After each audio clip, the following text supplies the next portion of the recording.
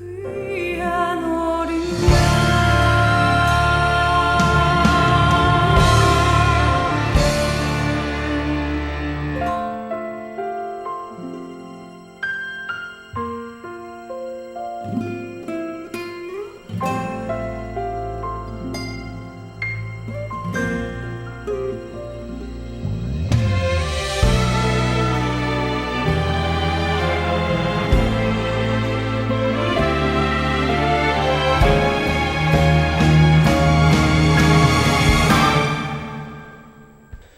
자, 오늘은 그동안 신년 특별 감사 새벽 기도회 기간 동안 이어서 하신 팔복을 이제 마치는 날인데요.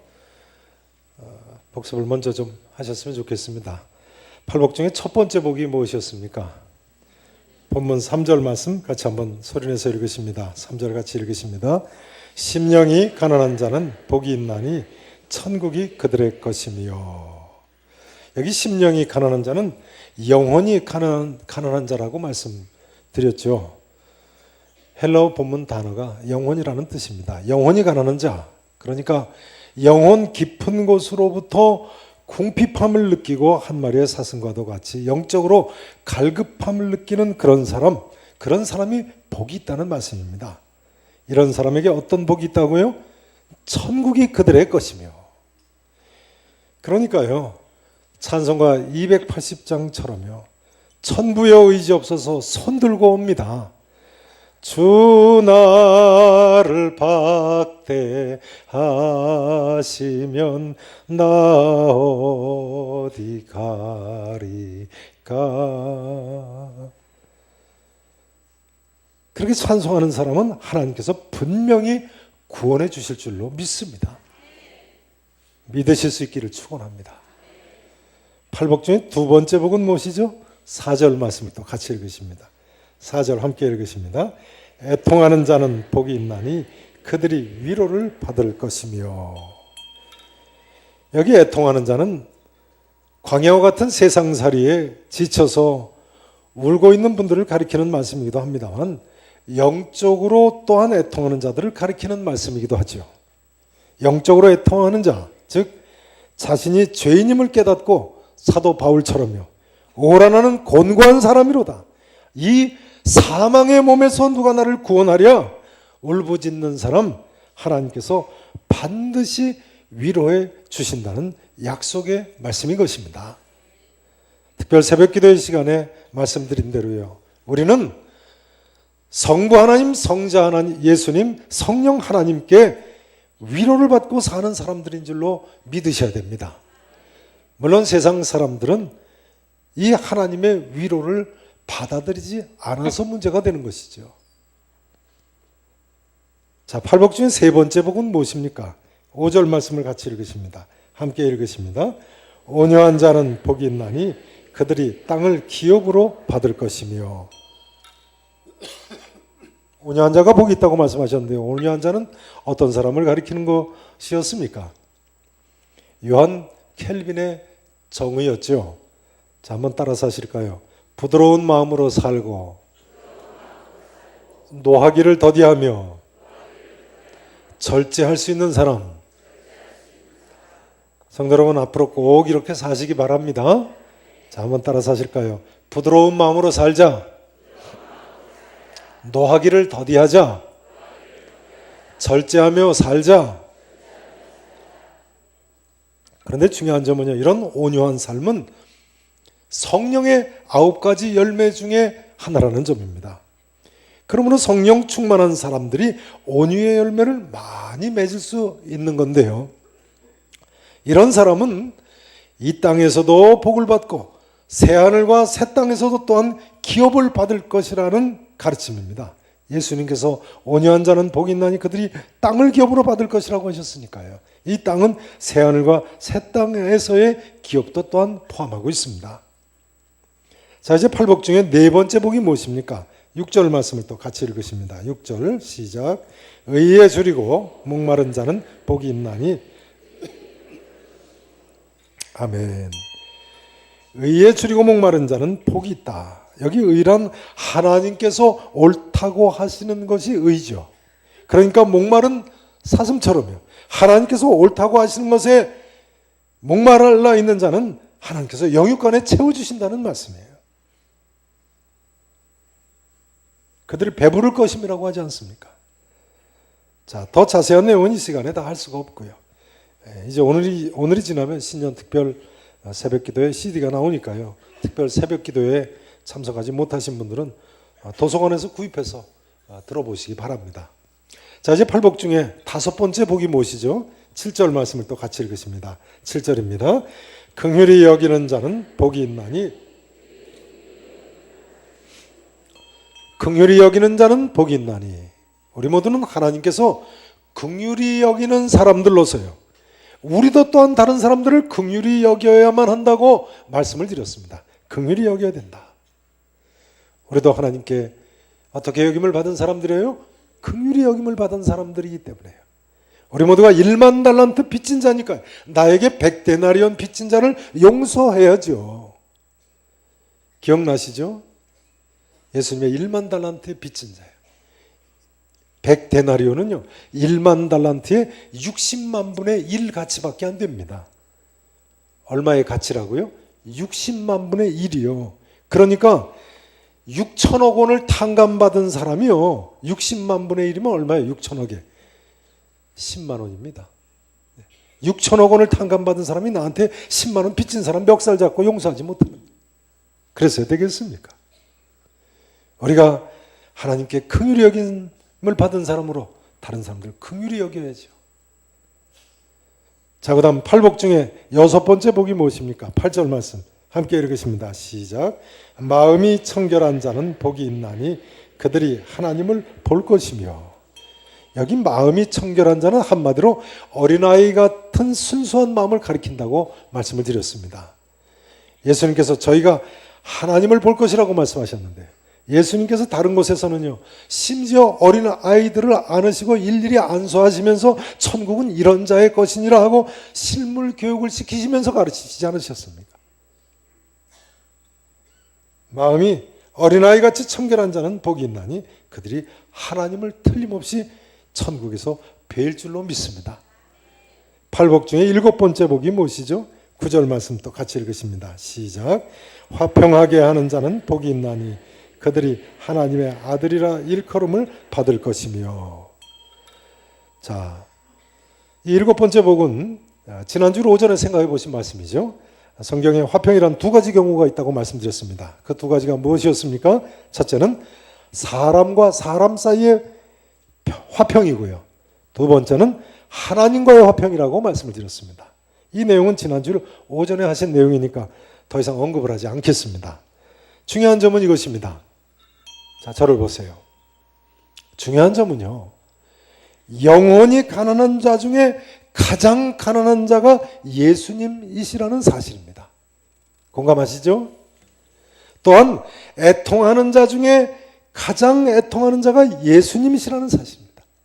또한 온유한 자 중에 가장 온유한 자가 바로 예수님이라는 사실이에요. 의에 줄이고 목마른 자 중에 의에 줄이고 목마른 자가 누구세요? 예수님 아니십니까? 또한 긍휼히 여기는 자 중에 긍휼히 여기는 자가 예수님이시고요. 마음이 청결한 자 중에 마음이 청결한 자가 예수님 아니십니까? 화평하게 하는 자 중에 화평하게 하는 자가 누구세요? 평화의 대왕이신 예수님이십니다. 이제 오늘 말씀입니다만 의를 위하여 박해를 받은 자 중에 가장 의를 위하여 박해를 받은 자가 누구십니까? 예수님이시지요. 그러니까요, 산상보훈 중에 팔복의 내용을 한마디로 말씀을 요약하자면요, 예수님처럼 살아야 된다는 말씀인 겁니다.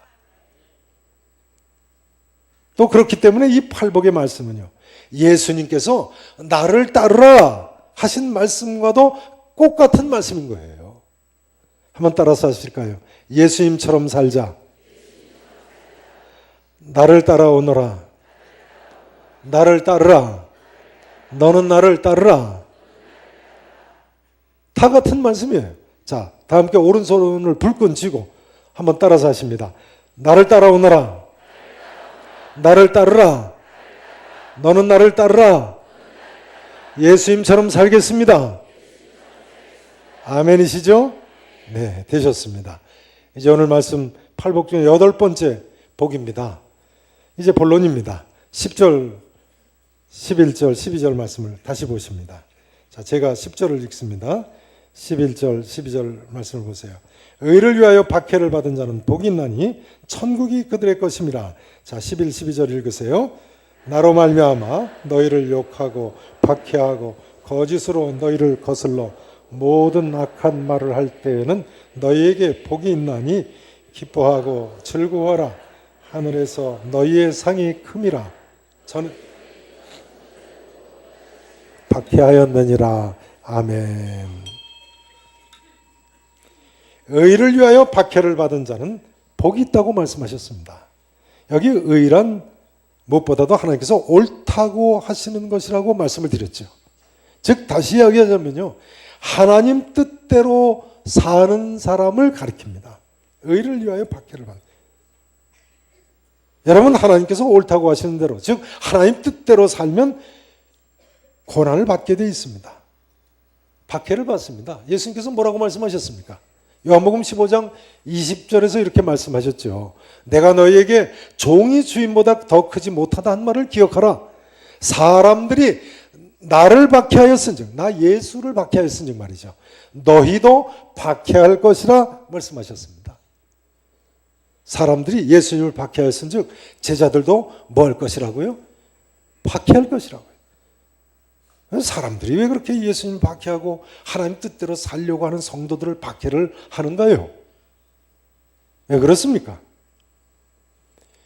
예수님은 요한복음 1장 9절 말씀대로요, 참빛, 곧 세상에 와서 각 사람에게 비추시는 참 빛이신데요, 요한복음 3장 19절 말씀대로 빛이 세상에 이처럼 왔으되 사람들이 자기 행위가 악함으로, 사람들이 자기 행위가 어떻다고요?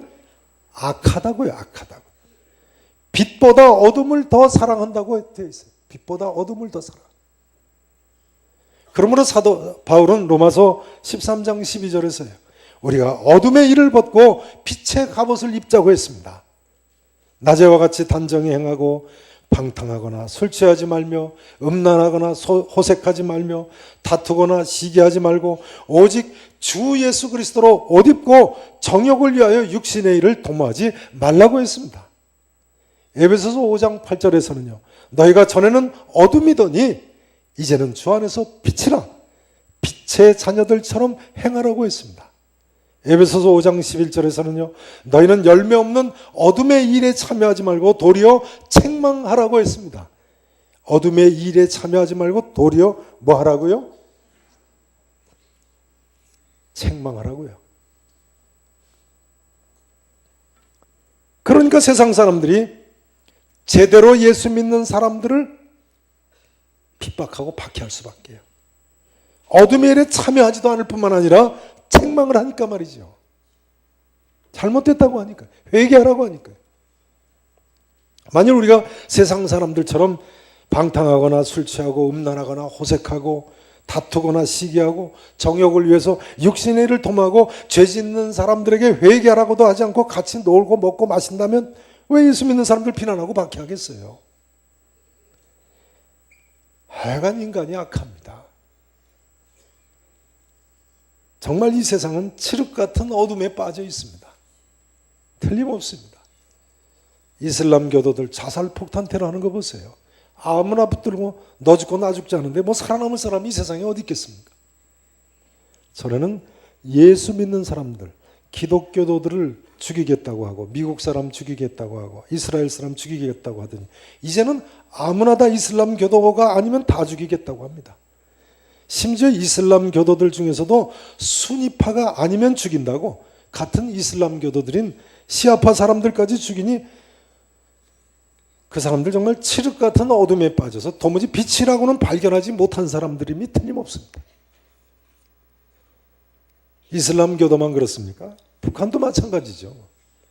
북한같이 조그만 나라에서 뭐하러 수소폭탄을 만듭니까? 북한 사람들 수소폭탄 개발했다고 기뻐하는데요, 도대체 그 수소폭탄 한 발만 터져도 남한 사람이고 북한 사람이고 다 죽는데 뭐가 그렇게 기쁜 건지 모르겠어요. 원자폭탄 터지면 30만 명 이상이 죽는다는데 수소폭탄은 100배 이상의 파괴력을 가지고 있다니까 30만 곱하기 100이면 몇 만이에요? 3천만 명이에요. 3천만 명 이상이 죽는데 뭐가 그렇게 기쁜 건지 모르겠어요. 여러분 너무 먼 나라 사람들 이야기 같으십니까? 우리나라 사람들도 사실은 마찬가지입니다. 우리나라 사람들도 마찬가지예요. 작년 연말에 온 나라를 경악하게 한 아버지 11살짜리 딸을 학대하고 굶겨가지고 4살짜리 체중으로 만들지 않았습니까? 그 아버지가 인천 사람 아닙니까? 그 계모가 그랬더라고요. 꼴 보기 싫어서 때렸다고요. 그러니까 차라리 죽었으면 좋겠다는 이야기 아니겠습니까? 그 집에 같이 살던 계모의 친구라는 여자는 또 어떻게 된 사람인지 모르겠어요. 아니 친구 집 딸이 그렇게 되는데 그 집에서 먹고 자고 합니까? 그런데 저는 그 아버지가 나이가 이제 32살이라는데 문제가 있다고 생각합니다. 그 아버지 나이가 이제 32살인데 11살짜리 딸이 있으니 20살도 되기 전에 결혼하고 몇 살에 이혼한 겁니까? 그야말로 마음대로 살다가 그 딸 낳고 그의 엄마하고 헤어지고 다른 여자 만나서 자기 딸 죽는데도 아랑곳하지 않고 산 거 아닙니까? 참 세상이 어둡습니다. 엊그제는 또 자기 아들을 죽여가지고 죄송합니다만 이해하고 들으십시오. 자기 아들을 토막을 내가지고 냉장고에 넣어둔 미친 아버지 어머니가 있지 않았습니까? 먼 데 있는 사람이 아니고 글쎄 부천에 살다가 어디로 이사 와서 살았다고요? 부계동에 사는 사람이란. 경찰에 잡히게 되니까 아들 시신을 친구 집에다 옮겨다 뒀다고요. 그 친구 집은 죄송합니다. 작전동이더라고요.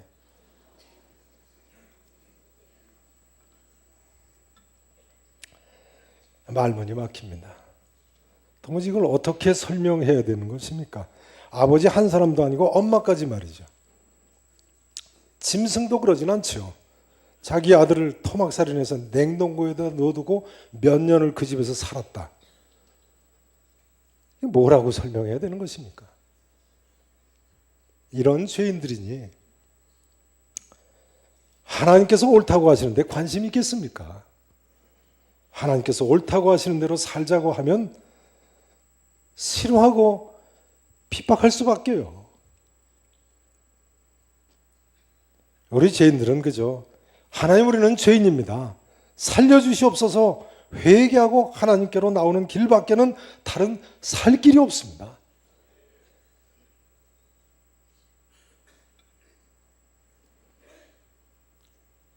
이제 중요한 점은 이것입니다. 여기 의라는 것이 두 번째로 예수님 자신을 가리킨다는 사실입니다. 예수님 자신을 가리켜요. 그래서 11절에 보시면 첫 단어가 뭐라고 되어 있습니까? 나 예수라는 이야기죠.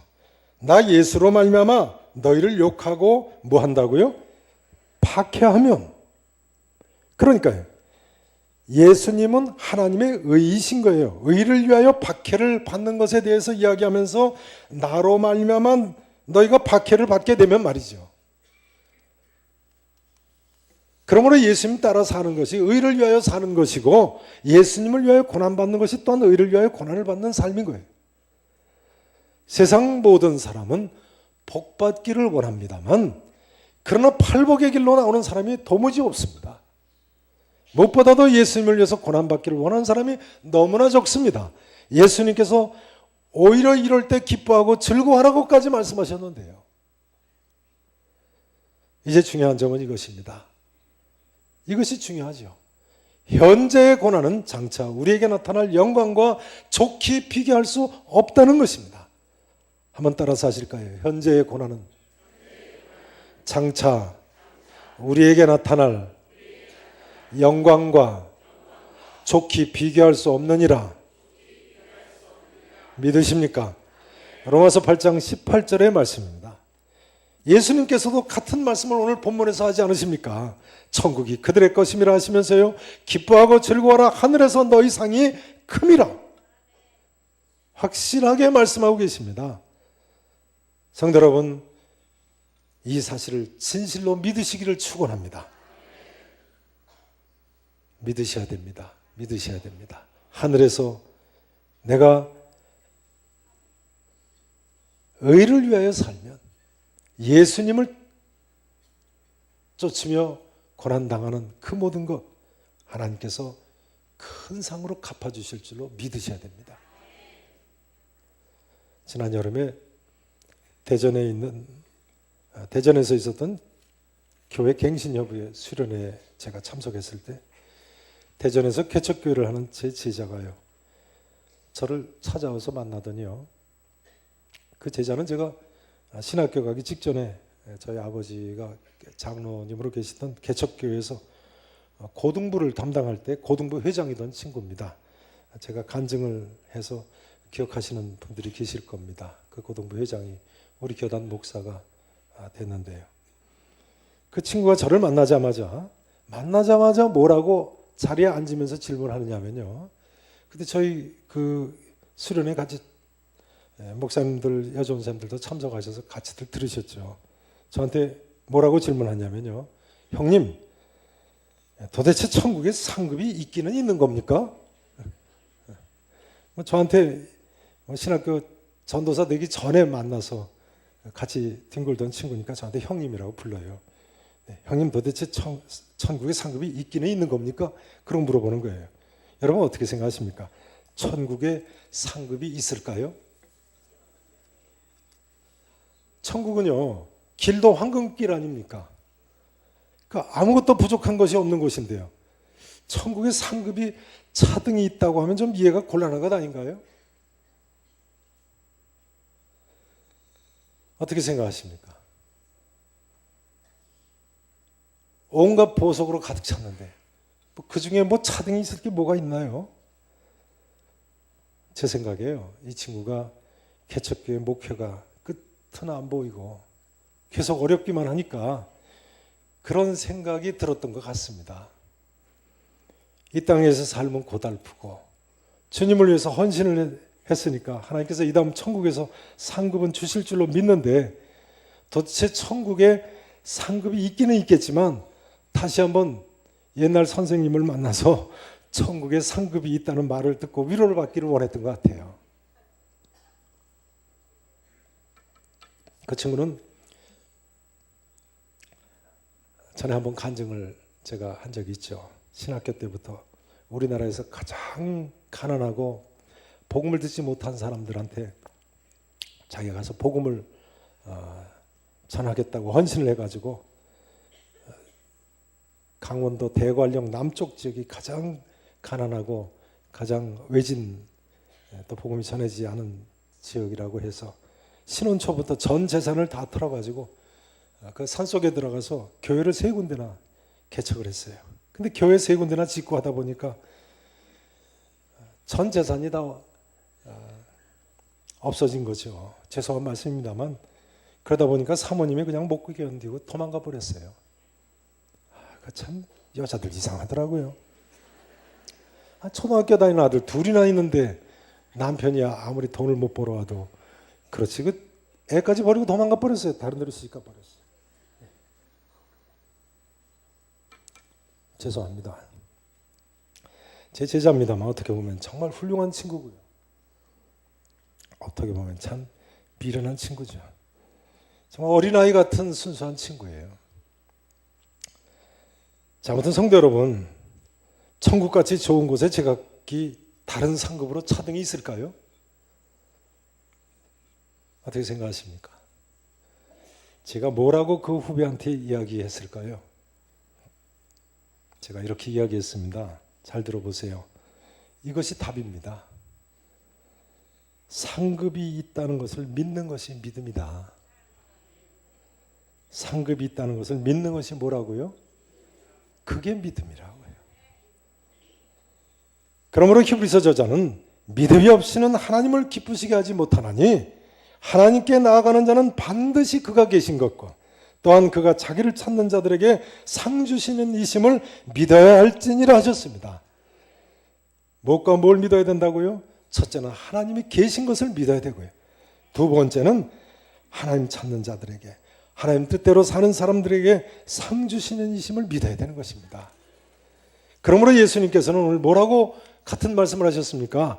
나로 말미암아 너희를 욕하고 박해하고 거짓으로 너희를 거슬러 모든 악한 말을 할 때에는 너희에게 복이 있나니 기뻐하고 즐거워하라. 하늘에서 너희의 상이 큼이라 하셨습니다. 따라서 하실까요? 하늘에서 너희의 상이 큼이라. 하늘에서 우리의 상이 어떻다고요? 크다고요. 크다고요.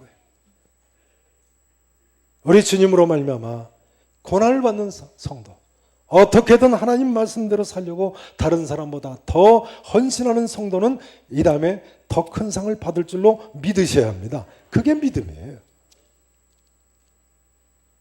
하나님은 분명히 큰 상급으로 우리를 갚아주실 줄로 믿습니다. 이제 말씀 증거를 마쳐야 되겠습니다.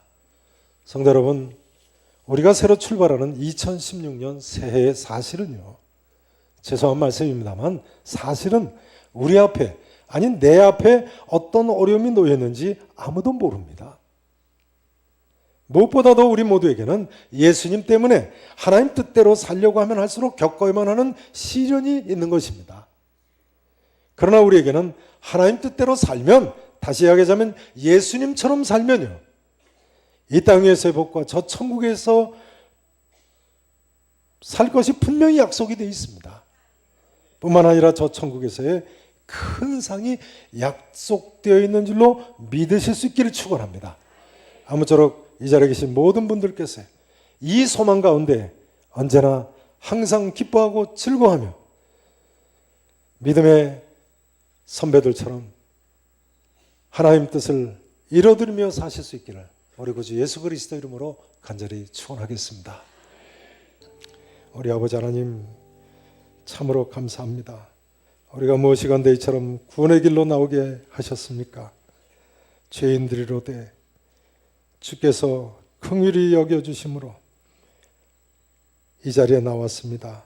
하나님, 다시 한번 주의 긍휼히 여겨주심을 감사하고 주 앞에 헌신하는 사랑하는 성도들 하나님 기뻐 받으실 줄로 믿습니다. 이제는 예수님처럼 살기를 원하고 이제는 예수님 따라가기를 원하오니 우리 하나님, 우리 각 사람을 붙들어 주시고 우리와 우리의 자녀들을 긍휼히 여겨 주시옵소서. 영원한 천국 소망 가운데 어떤 가운데서도 이 기쁨을 빼앗기지 않고 사는 승리자들이 되게 해 주옵소서. 감사하고 살아계신 예수님 이름으로 기도합나이다. 아멘.